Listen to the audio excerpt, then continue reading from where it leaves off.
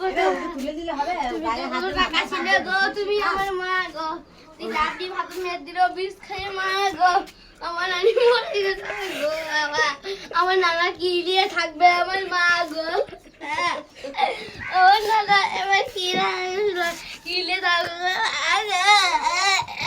ও তো ভালো ছিল লাড্ডি আমাকে বিষ খেয়ে মেরে দিল আমার নানিকে মা গো ওই লাভলি খুব হাই ছিল আমার মা গো আমার নানি মরে গেছে আমার নানি